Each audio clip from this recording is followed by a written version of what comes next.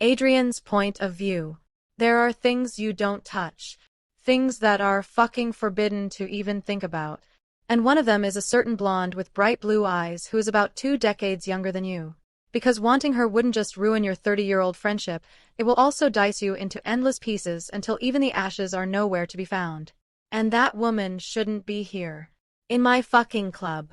Drunk out of her mind, moving that body on the dance floor and letting all those bastards put their filthy hands on her. I lit my cigarette, leaning over the banister as I watched her impatiently. Watched them. I had no reason to intervene, even though every vein in my body was coursing with anger. Every single person on this dance floor had at least one weapon on them. Except this clueless little lamb, of course. Going down there without any obvious sign of danger would only blow things out of proportion and make her a walking target. And I couldn't do that to her. Heck, even if I wanted to, Alec would kill me. I let the smoke slip between my lips as I dialed Alec. He answered on the 3rd ring. Think you could explain to me what the fuck your baby sis is doing in X69, wind in her hair, dancing like it's a fucking high school party? I asked. What do you mean, baby sis? A gruff voice responded. Yeah, the bastard has the audacity to sleep while his only sister is lurking around in dangerous places, putting herself in trouble. Isabel is in New York, studying. I guess I must be tripping then because I see her grinding on some fucking dicks right now. I huffed, and he sucked in a deep breath. Fuck! Give me a sec, man. The line went dead and I took another drag, shamelessly staring at the way her hips swayed to the music without a care in the world. My eyes dragged over every inch of her skin, following every movement. A familiar heat pulsed through me as she threw her head back, licking the remnants of the alcohol off her lips like it was fucking honey. My eyes traced that pretty mouth of hers, down her throat, imagining things I had no business imagining. Boss! I glanced to my side as Pietro, my right-hand man, joined me. The Russian is causing trouble at the back. He said the diamonds Manko traded are deep fakes. He wants his money back, but Manko already had his boys deal with a supplier, so they've got no cash, just a shit ton of coke. My ears twitched on hearing that, and I immediately straightened. Is he dumb? You don't make a fucking exchange and let your dealer out of your sight until you're fucking sure of the product. Now he wants to get pretty, not high. What the fuck's he gonna do? I hissed. Transactions with novices always stress me the fuck out. A simple swift exchange that should take about half an hour tops would somehow end up physical. Well, Manko's insisting he's legit and there's a problem with the tester. I have men stationed around as a precaution, but there's inevitably going to be a gunfight in minutes, Pietro sighed. Well, what the fuck are you waiting for? Get them out of my club. My phone vibrated, cutting me off. On seeing Alec on the screen, my eyes darted to the dance floor where Isabel had been. And she was gone. You've got to be kidding me, I muttered, dropping my cigarette on the floor. I crushed it under my foot as I walked down the stairs, swiping the answer button. I just called her roommate and she said something about Isabel coming home to surprise her boyfriend. She didn't text me about that, he rasped, tension edging his voice. Could you please keep an eye on her? Yeah, no shit. I mean, I'm just hanging around playing a couple of cards. I rolled my eyes as I pushed through the crowd, scanning all the corners for any sign of her. Don't be like that, man. Look, I'm out here with the kids in France. Martha's going to fucking kill me if I cut our trip short, he sighed. I just need you to watch her stubborn ass for a couple of days and she'll be out of your hair in no time. You talk too much, I muttered and hung up. My eyes continued sweeping the room until I got into the hallway. It was dark with very dim lights and a long line of rooms. She could be in any of those. Or not. I said, let go of me, you dick. I heard her voice suddenly. It was faint but definitely enough to follow. It's hot in here. Do you feel hot? I heard her giggle and immediately quickened my steps. Yes, baby, that's why I'm trying to get it off you. A voice I didn't recognize responded as I got closer to the door. We're going to have lots of fun, okay? Let me just help you with that. It's so hot. She whined as I pushed the door open. There's someone in here, man, the asshole responded immediately. He was on top of her, her shirt was gone and she was in nothing but her underwear. His friend stood in a corner, prepping himself to go after him or probably join him even. My fists clenched hard as I stormed over to them and yanked him off her. You fucking asshole. I punched him in the face. What do you think you're doing? Assaulting a woman in my building. The initial anger and urge to retaliate immediately vanished from his eyes as he realized who I was. No, that's not what it looks like. The bitch fucking seduced us. She was asking for it. I punched him again, harder this time, and I heard his nose crack. Yeah, she seduced you with a fucking spiked drink. My hand shot to his neck, squeezing it so tightly that he was choking on the grip. But I didn't care. You better be grateful I'm not putting a bullet in your skull right now. Get that clown and get the fuck out of here. If I ever see you two on my property again, I'll freaking shoot you, got it? Cold naked fear washed through his face as the cold metal pressed against his stomach. Why, yes. Sir. He stuttered, beads of sweat forming on his forehead. I retracted the weapon and immediately stood up. He didn't waste another second before scampering out of the room, his friend behind him. What are you doing? She slurred, drawing my attention to her half-dressed state. Her eyes were shut, but I could see the discomfort on her face. It's so hot, too hot. She tugged at her clothes, shifting uncomfortably. Those bastards gave her an aphrodisiac. I grabbed my jacket and covered her quickly, fighting every instinct screaming at me to look, to want, to take what I couldn't have. Please, help me. The plea came like a whisper. Heat rushed through my veins, but I forced myself to think clearly. My mind was being filtered of all forms of logic. All I could think of was this vulnerable woman who needed help, not someone taking advantage of her state, and how she was going to curse me out and regret all of this by morning.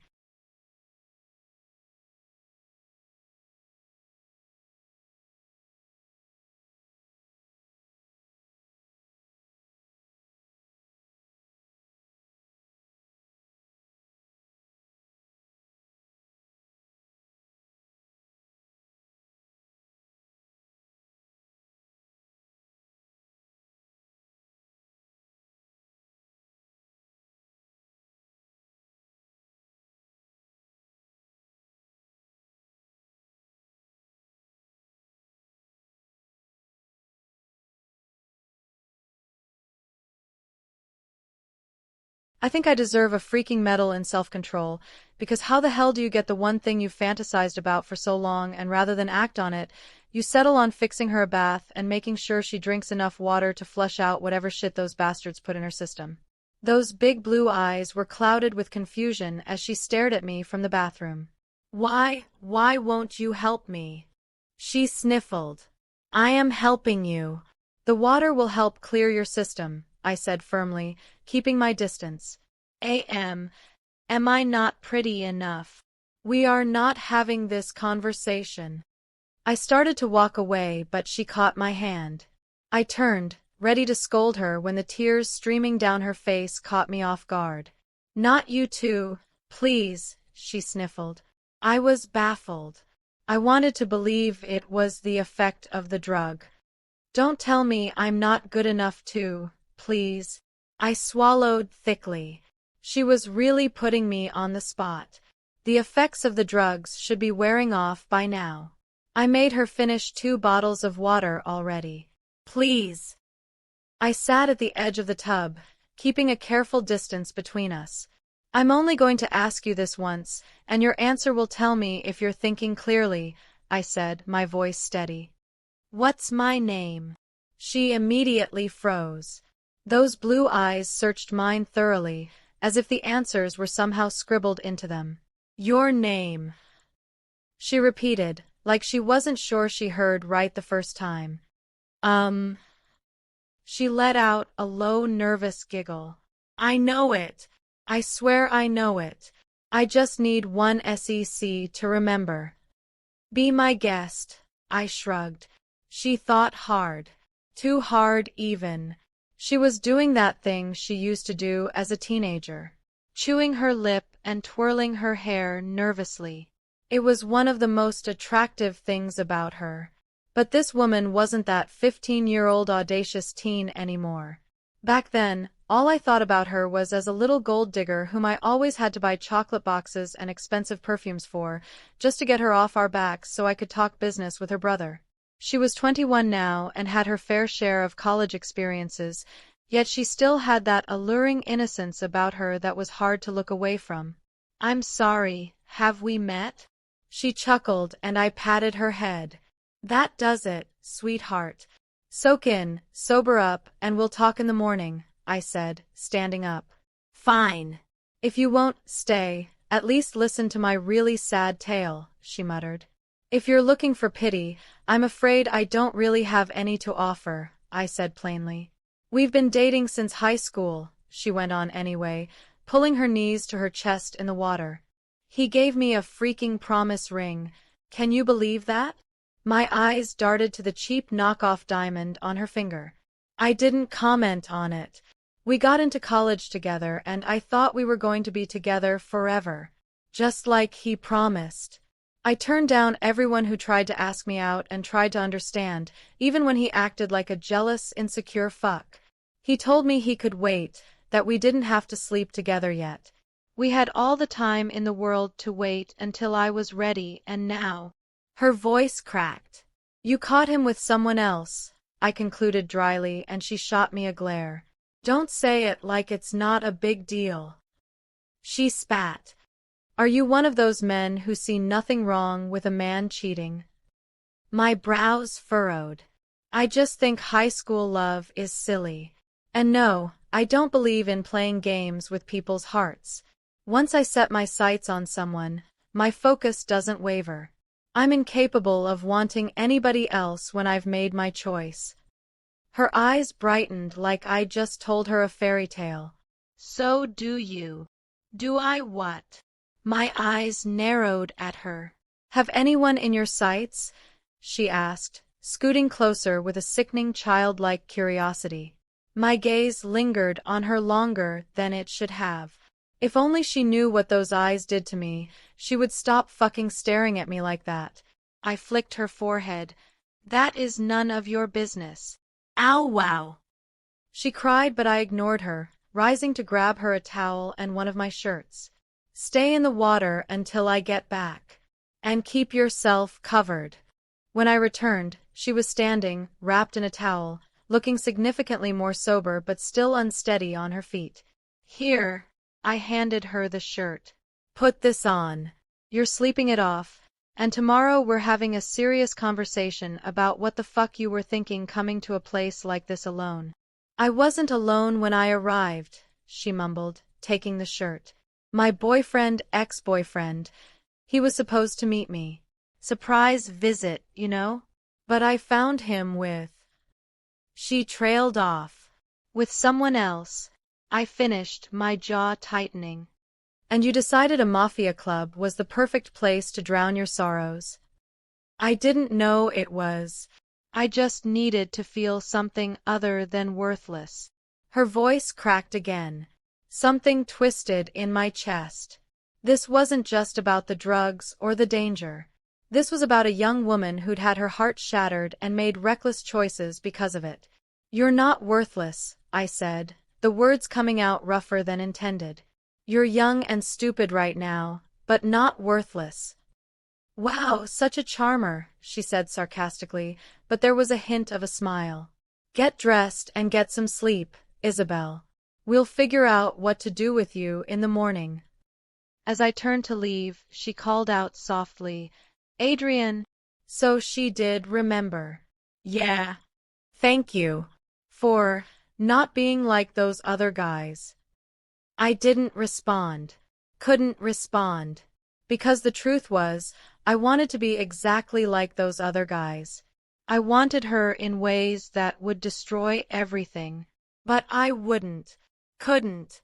Because some lines, once crossed, burn everything to the ground. Isabel's point of view. Icy oceanic eyes. Rich patchouli scent that lingered in every corner he passed through. 6'3". Lean muscular build littered with tattoos and piercings. Thick medium-length jet black hair swept back neatly with a few short stubborn strands falling over his face. Typical black pants, white shirt man, and most importantly, the domineering aura that oozed from him, unsettling those around him. I noticed him right from the moment I stepped on that dance floor. There was something familiar about him that I couldn't place. Maybe it was the alcohol inhibiting my memory, but from the moment I felt those eyes burning through me, I knew I wanted his attention. That was why I let those bastards lead me away, knowing fully well how dangerous it was. Call me crazy, but a part of me wanted him to chase after me. And he did. When he rescued me from those men, I don't know what I thought. That he'd see me differently. That he'd want me the way I'd wanted him since I was 15 years old. When he rejected me, or rather, when he chose to be decent instead of taking advantage, my heart crumbled. I felt like a loser all over again. A hopeless virgin who couldn't even seduce a man when she tried. But drinking all those bottles of water and soaking in the bath helped clear my head. Talking to him, I realized why he felt so familiar. Why I wanted him right from the moment I locked eyes with him. He was the very object of my teenage fantasies. My very first crush. I wanted him so badly that I did everything in my power to get his attention. I made him buy me chocolates and gifts, hoping that the more he got them, the more he would grow fond of me. When I turned 17, it became clear that this man would never see me as anything other than a little girl, so I got myself a boyfriend my age. Taylor. At first, it was just in vain hope to make Adrian jealous, but I stupidly fell for Taylor because he was so kind and sweet to me. But now, look how it turned out. I was back here, mascara-smeared face, reeking of alcohol, wearing Adrian's shirt, in the very apartment of the person who'd unknowingly pushed me into Taylor's arms in the first place. It was only right he compensated me somehow, right? So I climbed out of the bath and waited for him to return. He froze on the spot, looking at me the same way I always craved him to. Now that I am in your sights, what are you going to do, Adrian? I barely even saw him move until I was pinned to the wall, my back to him. Are you playing with me, Isabel? He rasped, trapping both my hands in one painful grip. Do you have any idea what you're getting into? You were the one lusting after me all night. Why do I have to be the one to worry? I spat.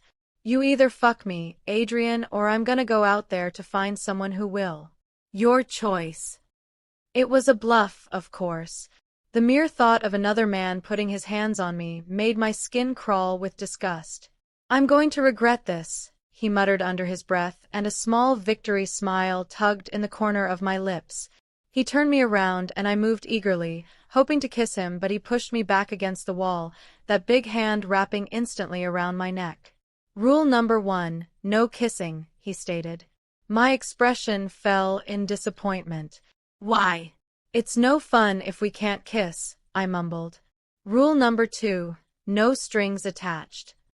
I know how a one-night stand works, mister, I snorted. Those oceanic eyes narrowed instantly on me, and I shuddered at the iciness of them. He stepped closer. Who said it's going to be a one-night stand? I blinked rapidly, my lips quivering as I struggled to speak. What do you mean by that? It's simple. Once I touch you, Cupcake, I'm not going to stop until there's nothing left of you. Do you understand me? His hand moved to grab my chin. You will be mine. Exclusively mine. Yes. His jaw locked as he stared at me. He was still contemplating this, still fighting his desire. Now that we are clear on that, come here, kitty. His hands gripped my waist tightly, and I knew there was no going back now. The moment I'd been wanting, the forbidden line we were about to cross, it was finally happening. What followed was intense, overwhelming, and everything I'd imagined it would be. Adrian wasn't gentle. He couldn't be, not with the years of restraint finally breaking. And I didn't want gentle. I wanted to feel everything, to forget everything else except this moment with him. He was demanding, commanding, pushing me to limits I didn't know I had. Every touch, every word from his lips left me trembling and desperate for more. The pain, the pleasure, the way he made me feel completely and utterly his, it was intoxicating. By the time my body finally gave in to the overwhelming sensations, I was completely spent. The last thing I remembered was those icy oceanic eyes looking down at me, and his low voice promising that this was only the beginning. Then everything went dark. I woke up to the cold sheets of the king-sized bed. The light pierced through my eyes, and I let out a small groan. I tried to sit up, but my head pounded like 1,000 drums were beating it. What the hell happened last night? And where am I? I blinked rapidly to clear my vision and glanced around. It was a room. A very spacious room with white walls and a giant glass on one side, overlooking the city. I pushed myself off the bed, trying to stand, but the soreness I felt between my legs sent me crashing back into bed. The fuck? Images immediately flashed in my head. Music, dancing, eyes. Alcohol, alcohol, alcohol. Patchouli, raven hair. Tub, moans. My eyes widened as a familiar set of stormy ocean eyes flashed in my head. Are you messing with me, Isabel? His voice rang in my head. No, no, no, no, no. I cried, jumping out of bed. What have you done, Isa? Of all the men in the world to sleep with, I chose Adrian fucking Moretti? My brother's best friend. What the hell was I thinking? Oh God. I needed to get the hell out of here before he returned. I had to go back to college. Pretend none of this ever happened and focus on my life. Hell, get myself a new boyfriend if I have to. I couldn't be here. Ignoring the pain in my legs, I glanced around for my dress. I was currently in an oversized shirt that I pretty much knew who it belonged to. Damn the dress, I muttered under my breath, slipping into the bedroom slippers. I ran to the door, and the minute I opened it, he was standing right there with a tray in his hand. I gulped hard, slowly strutting backwards. His eyes assessed me with an intensity that almost made me squirm. Going somewhere, trouble? Trouble. Not cupcake. That is not the freaking point, Isabel. Concentrate. My subconscious scolded. Right, of course. I just remembered I had classes this afternoon, so I need to go back to New York, ASAP. A nervous smile played on my lips as I lied. It's weekend, skip it, he said simply, like he was king and everything else should bow to him. I brought you tea and biscuits. As he walked inside, my eyes shamelessly took him in. Loose gray crewneck sweater that exposed the beautiful ink running up his neck to the back of his ears. He had a cross earring on this time, instead of his usual studs, and his jet black hair was the hot kind of messy. He set down the tray on the table, and I took note of how easily his muscles flexed. Sit and eat. His tone gave no room for arguments. I obliged, sitting on the bed. My eyes searched his face thoroughly for any clue on what he was thinking, but his face remained blank. Maybe I was the one overthinking this. He probably wants to forget last night as much as I do. So he's pretending not to remember it. I was beating myself up for nothing. I picked up the mug to try the cinnamon tea. Are you still feeling sore? He asked suddenly, and I choked on the tea. Did he really have to bring that up? I dropped the mug. Look, Adrian, what happened last night was an accident. I was drunk out of my mind, which you have noticed if you had been a gentleman. Not to mention I have a boyfriend, and I am so in love with him. What I did last night counts as cheating, and I can't afford to let him find out, so I would be most grateful if you and I could just be mature adults and pretend none of this ever happened, I said in one breath and finally gasped at the end of it. Adrian leaned back on his seat, dissecting me with his gaze while I played with my fingers, chewing my fucking lip nervously cause his silence was killing me with suspense. You won't say anything? I finally blurted, too impatient to wait any longer. Are you still sore? He asked again, and I felt my stomach curl. What was he so persistent in rubbing it in my face? I forced the biscuit into my mouth, chewing obnoxiously loud in hopes that he would get irritated and leave. But those ocean eyes remained on me, waiting. Then his phone rang and relief washed through me. A smirk played on those lips as he swiped the answer button and stood up. Alec! He grinned, and the biscuit in my mouth suddenly lost taste. Alec, as in my brother? Man, you'd never believe what happened last night. I didn't even realize when I moved from the bed, but I know I was snatching the phone out of his hand the next second. What the? I hung up immediately, my heart hitting in my chest. Are you crazy? I yelled at him. What the hell do you think you're doing? You want to run your mouth to my brother about what happened last night? Do you even realize he would kill us both? Do you always run your mouth this much in the morning, or is it just post-heartbreak stress? He asked, startling me. He took a step forward, irritation dancing in those orbs. Do you think what happened last night was so special that it's all I can talk about? We slept together last night, so what? My lips parted, but no words came out. Heat flared across my face as my stomach twisted, and for a second, I hated how disinterested he looked. Like this was nothing other than a minor inconvenience. It made my chest feel tight. Did last night really mean nothing to him? Yes, I've been the one desperate to get him to forget about it, but I guess I didn't really expect he would just brush it off. I gave him my V-card for goodness sake. He should at least show some empathy and understand that I was just panicking. I was afraid he would dismiss me just like this.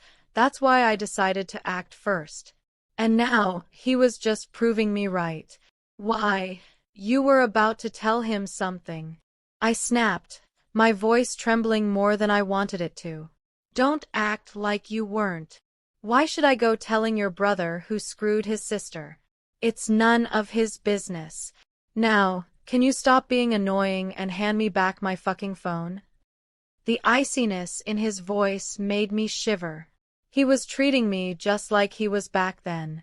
An annoying little pest. What are you even doing here, Isabel? Haven't you dealt with this heartbreak enough during your teenage years? I muttered to myself. I'm going back to New York, I said, handing him the phone. You're not going anywhere. He caught my arm. You can't tell me what to do. I spat, trying to free myself from his grip. Don't test my patience, Isabel, he hissed. I said, you are not leaving. Before I could say anything more, a sickening voice pierced through the walls of the room. Babe. My entire body stiffened. Babe, are you here? She called out again. Adrian cursed under his breath. Babe. I stared at him in disbelief. You have a girlfriend. Stay here, he ordered instead and headed towards the door. I scoffed in disbelief. Exclusive to one woman, my foot. All those talks from last night were just words I wanted to hear. He didn't mean any of them. He just wanted to get in my damn pants, and I let him. Tears burned in the corners of my eyes. All men were the same. All of them, including Adrian. Scum. I spat. Fucking cheating bastards.